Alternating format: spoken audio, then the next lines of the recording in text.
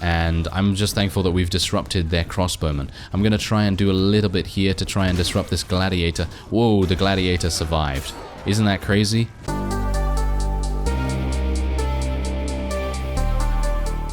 Hello reformers, and welcome back to Prophecy of Pendor. Now, I have travelled all the way to the Fyhrr territories in the hope that I will be able to purchase a couple of enterprises because, well, let's face it, we actually don't have any enterprises in their lands at the moment, and I think it would be a good idea to do that. So we're going to go and get a weavery and dye works. I've already taken a look at the various profits that we're going to gain from this area, and this is the best. 521 dinars a week. And there's 10,000 for you. Yes, how painful that is. Alright, so, oh yes, there have been a number of comments that have, oh, what's this? I wish now to seek out my people before I become accustomed to outlander ways. Very well, you be off that. Wait a minute. Wait a minute. You're taking my bow, aren't you? He's taking it. He's taking my bow. I did have 3 persuasion. I could have potentially tried to persuade him to stay. But did I really... did I really want to do that? I don't know. We can always get him again, so it's not really a big problem. So, yeah, I actually wonder... I should have probably checked with him what his problem was before actually just, like, you know, letting him go. But anyway, as I was saying, there have been a number of comments that have been exclaiming at my difficulty settings. And I know I haven't been very... I don't know, very transparent about that, even though I did actually mention it. So I'm actually just going to go into the options right here and literally just show you because that's easier and a lot quicker. So you can just take a look right there. You can see that this is literally the only thing I have a little bit lower because in a game like Pendor, when you have many, many enemy units that are capable of dealing extreme amounts of damage, and personally, I don't want to be on the floor all the time, and I don't want to be playing like I am scared of the enemies, which is what would happen if we were playing on normal difficulty, because basically everyone that plays on normal difficulty, you're not going to be running in there and having fun. You're basically just going to be standing back and allowing your units to do most of the work. You are going to be going in there every now and again for like hit and run attacks, and you are going to be shooting things. I'm going to rush to the aid of the Order Knights here. You are going to be doing that kind of thing, but you're not going to do the kind of reckless, you know, going in Angels Fear to Tread kind of places where I like to do that. You know, I like to do that kind of thing, and most of my, you know, kind of tactical decisions usually revolve around having fun and entertainment. And personally, for you, watching this, I personally feel like... I mean, obviously feel free to tell me if this is incorrect, but personally feel like if I am going to play with normal difficulty modifiers on my character, what would you rather see? Would you rather see me standing back here? Or would you rather see me charging in and actually killing units with a lance and all kinds of things? I mean, I'm not saying that playing on normal difficulty is going to be a certain death sentence, because it surely isn't. But I'm saying that it is going to increase the chances of me being one-shotted. And that's the point. If I'm playing on half damage right now, which is what I am, it's much more likely that I will be eliminated just through sheer stupidity in comparison to just being headshot luckily by some enemy unit. You know, that's the kind of thing I'm wanting to avoid with my selection of damage modifiers. And I actually thought I didn't need to really explain that, but apparently a couple of people were not upset about it, but were kind of a bit confused, shall we say. So yeah, I just thought I'd take a little bit of time just to explain that, because I wanted to make sure that you knew exactly what was going on in that sort of situation, because for me the highest priority is having fun and providing the entertainment value in each episode. And if I'm going to be standing behind my units afraid to go in just because I'm going to get headshot once and die immediately, then that's obviously not great. I can still die, just bear that in mind. I am still easily capable of dying, and it has happened. I mean, you've seen me play this, and it has happened, so it's not impossible for me to die. Absolutely far from it. And there you go. We actually lost no units. So there you go. I mean, a lot of people have said that I'm playing on very, very low settings, and yeah, I can kind of see why they might think that, because for the most part, we're being pretty lucky with how we're able to survive these battles. But you've got to bear in mind that I don't have low-tier recruits. I mean, yeah, okay, let's just take a quick look at our units here. Yeah, okay, so I've got some Sarlian units that are pretty low level. I have a Maiden Adventurer. We got some Singalian Horsemen here, Sarlian Cavalry. We got some Vekavi Knights. We got a Doom Guide. We've got, you know, highest level crossbowmen here. We've got a Ranger of the Clarion Call, Barclay Sappers, War Priests. These guys are all really high tier units, and for the most part, they're going to be able to carry us through most battles without really trying, because they are really good, you know? We know they're really good. Alright, so I'm going to try and sell my prisoners here. 238 per one, that's really nice. But that's the whole point. Being able to run in to the battles and not having so much... I'm not gonna call it fear, because it's not really fear. I don't really mind about dying in games in general.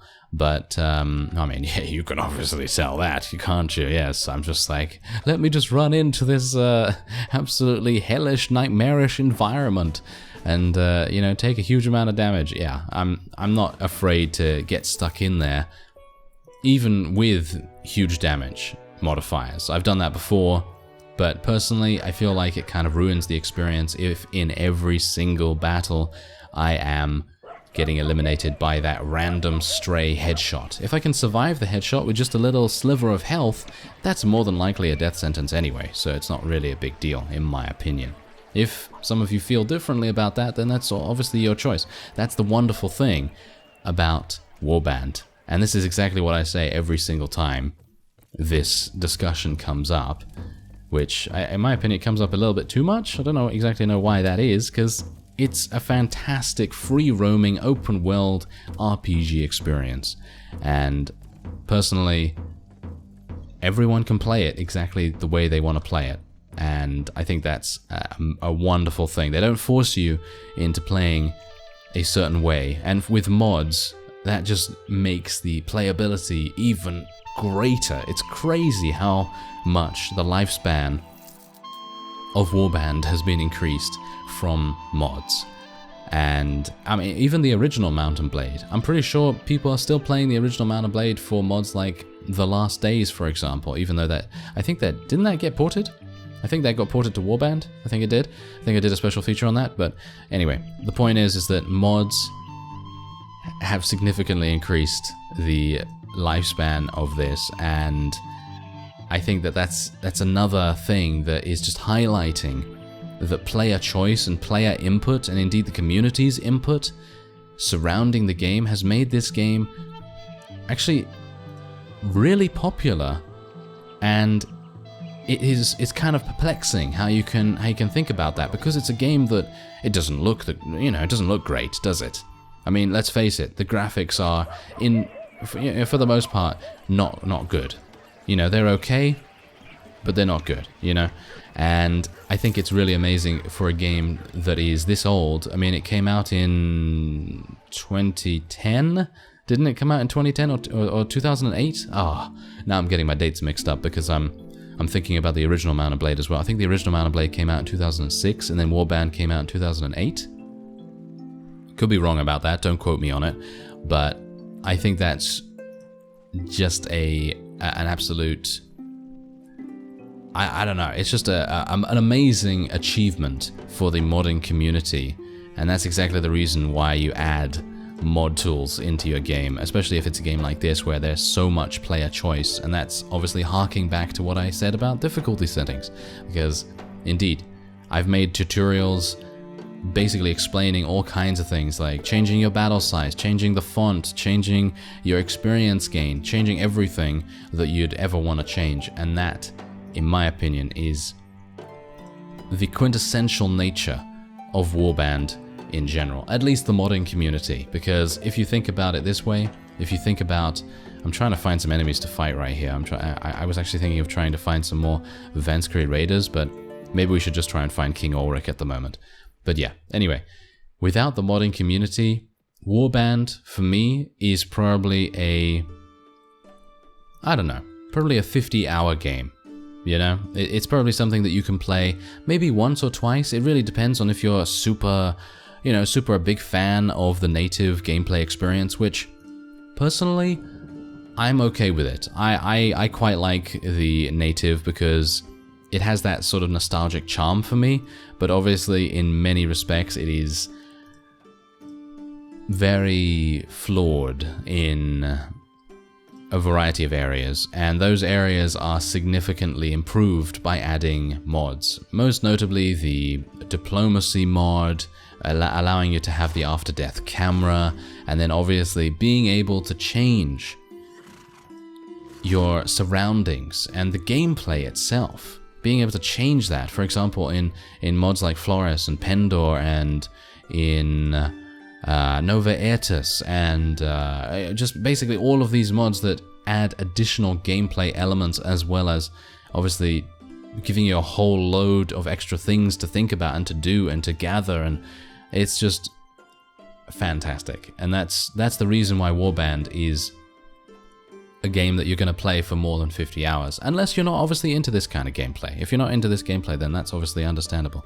But yeah, it seems like I'm going to have to actually talk to Duke Alamar here and actually ask him where King Ulrich is. Oh, he's currently a Salian. Oh, what a lazy oaf he is. Don't tell him I said that. Don't tell him I said that. Yes. But yeah, anyway, those are my thoughts basically on the whole difficulty, modding scene and everything like that. Because I'm playing, if you're not aware, I'm playing this game called Freeman Guerrilla Warfare, and if you're not into, guns and modern military sort of games, then that's completely understandable. I mean, if you're watching Warband, you're obviously going to be more into the swords and shields kind of stuff. But if you think about it, Freeman is very much like Warband, and it doesn't have mod tools right now, but imagine if it did. I was actually talking about that with some of my patrons on Discord recently, and it is such an amazing thing to think about, because if you have a game like Freeman where you actually have a, sort of first-person shooter experience, and then you add a Star Wars skin on it, or if you add a World War II skin on it, or Warhammer 40k, if you add any of these things as a skin with all the sounds and all the models and all the different troops and squads and units you can hire, and indeed even the environments as well, then you're gonna have a fantastic time. And that's exactly it. That's the kind of thing I'm talking about with mods. It's fantastic. Anyway, there you go. We've increased our relation with him to 20. We did lose a whole bunch of money. Actually, am I in debt now, actually? Because I kind of forgot that I actually had his money. Okay, so he needs 4 Empire Levy skirmishers as prisoners. I actually think I might be able to do that, because we are at war against the Empire. So, let's see if we can find a couple of Empire vassals and see if we can maybe take them on. I don't know whether we're going to find them that easily, because let's face it, the Empire I don't think has been at war against anyone, with the exception of the Shah, I think. And, well, oh, hello. Okay, goodbye. We're not going to be dealing with these guys, that's for sure. Thank you very much. I'm going to try and get around them. And maybe what we can do is try and divide and conquer. Ah, see, this guy. I'd like to take this guy on, even though he does have 26 very high tier units, including some gladiators and immortals and heavy infantry and some knights. I think we might be able to deal with him. He also has a number of Salian units in his prisoner's hold. So let's see if we can do that. I'm going to have to maneuver around here a little bit, which is kind of annoying. Oh, they really... Oh, okay.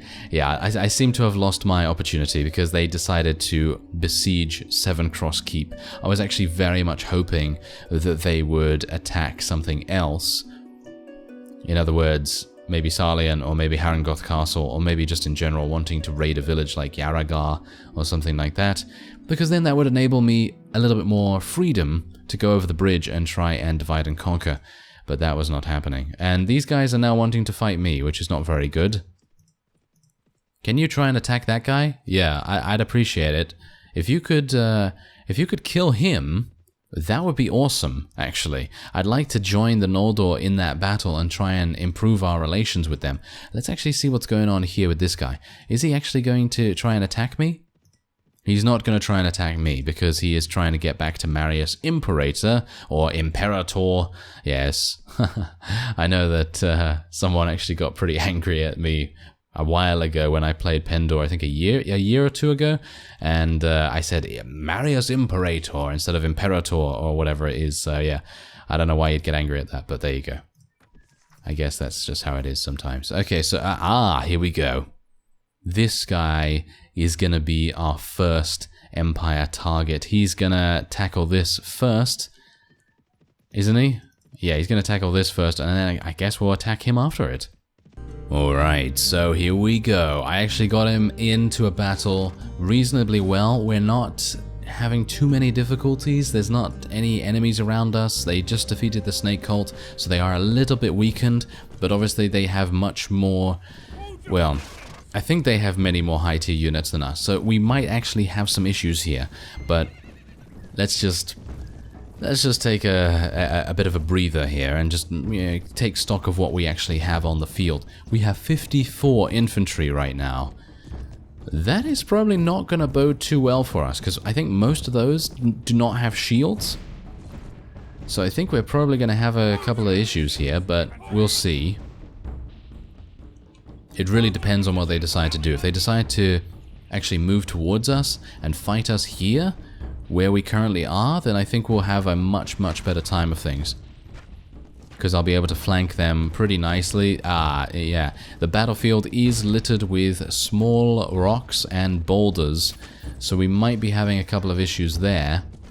I actually do have an Empire Armored Crossbowman, as you can see, which is actually doing pretty well against the enemy's Empire Armored Crossbowman, funnily enough.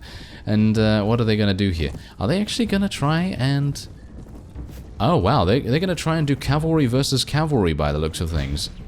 I am not a big fan of that, so I'm going to try and retreat a little bit.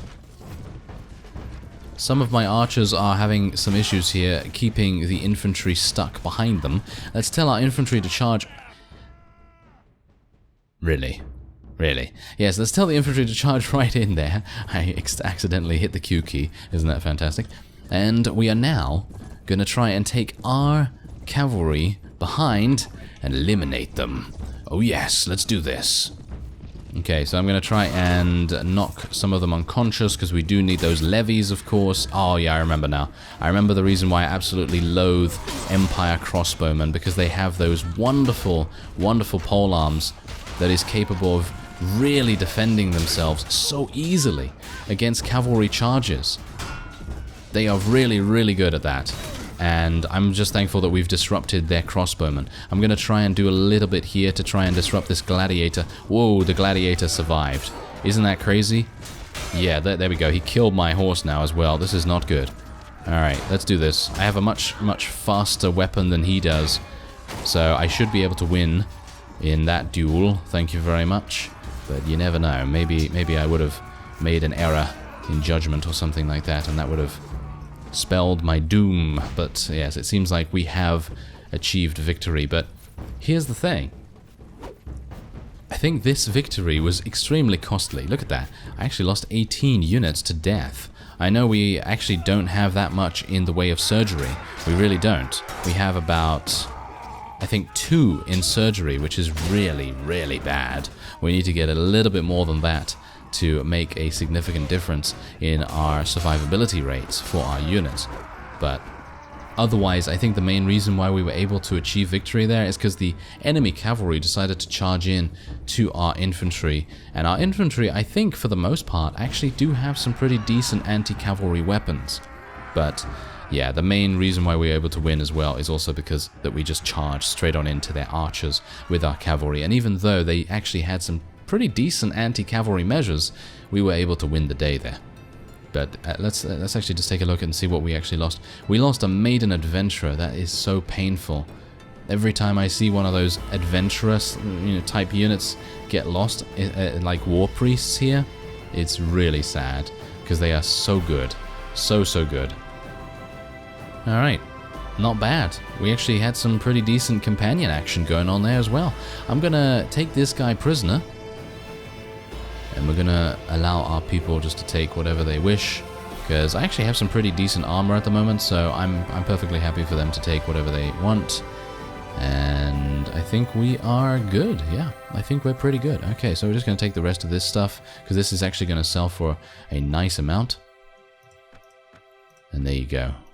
Alright, so let's just take these to rescue them. I mean, here's the thing. Snake Cold units, they're not bad. And they do actually level up now, as you can see, because I think that in the previous versions of Pendor, they didn't actually have that capability to level up for all the way from Snake Cold followers. So that is pretty awesome. Otherwise, we're just going to take all of these prisoners here. And there we have it. Nice. That was actually a really good way of tackling that Empire vassal, and hopefully we'll be able to hunt down a couple of others. Anyway, that will be it for this episode. I thank you very much for watching, and I will see you next time.